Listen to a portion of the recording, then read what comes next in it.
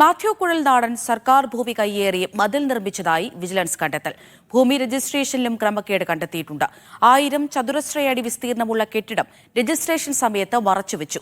2008-ലെ മിച്ചഭൂമി കേസിൽ ഉൾപ്പെട്ട സ്ഥലം പോക്കുവരവ് ചെയ്തതിലും ക്രമക്കേടുണ്ടെന്ന് വിജിലൻസ് കണ്ടെത്തി.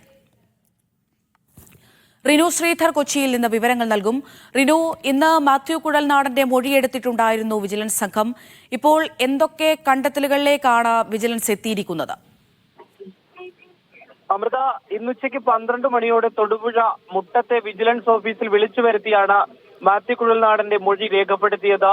പ്രധാനമായും ഭൂമി രജിസ്ട്രേഷനിലെ ക്രമക്കേട്, അതുപോലെ തന്നെ തുക കുറച്ചു കാണിച്ചത്, പുറമ്പോക്ക് ഭൂമിയുമായി ബന്ധപ്പെട്ട വിവരങ്ങൾ, ഇവയാണ് എഴുതി തയ്യാറാക്കിയ ചോദ്യങ്ങളിലൂടെ പ്രാഥമികമായിട്ടുള്ള ഒരു അന്വേഷണത്തിന്റെ ഭാഗമായി ചോദിച്ചറിഞ്ഞത്. അതിലാണ് മാത്യു സർക്കാർ പുറമ്പോക്ക് കയ്യേറി മതിൽ നിർമ്മിച്ചെന്ന് കണ്ടെത്തിയതായി ഇപ്പോൾ വിവരം ലഭിക്കുന്നത്. 50 സെന്റ് ഭൂമി കയ്യേറിയെന്നും വിജിലൻസിന്റെ പ്രാഥമിക പരിശോധനയിൽ കണ്ടെത്തിയിട്ടുണ്ട്. ഭൂമി രജിസ്ട്രേഷനിലെ ക്രമക്കേടിലാണ് 1000 ചതുരശ്ര അടി വിസ്തീർണമുള്ള കെട്ടിടം രജിസ്ട്രേഷൻ സമയത്ത് മറച്ചുവെച്ചു എന്ന് വിജിലൻസ് കണ്ടെത്തിയിരിക്കുന്നത്. ഇതിലൂടെയാണ് മാത്യു കുഴൽനാടൻ നികുതി വെട്ടിപ്പ് നടത്തിയതെന്നും വിജിലൻസ് കണ്ടെത്തിയിട്ടുണ്ട്.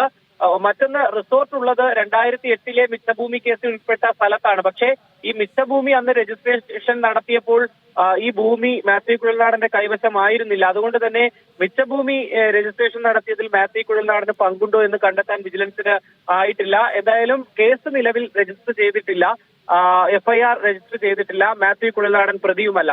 പ്രാഥമികമായിട്ടുള്ള ഒരു അന്വേഷണം മാത്രമാണ് വിജിലൻസ് നടത്തിയിരിക്കുന്നത്. തുടർന്ന് ഇനി അന്വേഷണത്തിന് ശേഷം, 3ാം ഘട്ട അന്വേഷണത്തിന് ശേഷമായിരിക്കും സർക്കാർ കേസെടുക്കണമെന്ന് ആവശ്യപ്പെടുന്നെങ്കിൽ FIR രജിസ്റ്റർ ചെയ്ത് കേസ് രജിസ്റ്റർ ചെയ്തുള്ള നടപടിക്രമങ്ങളുമായി വിജിലൻസ് മുന്നോട്ട് പോവുക. അമൃത.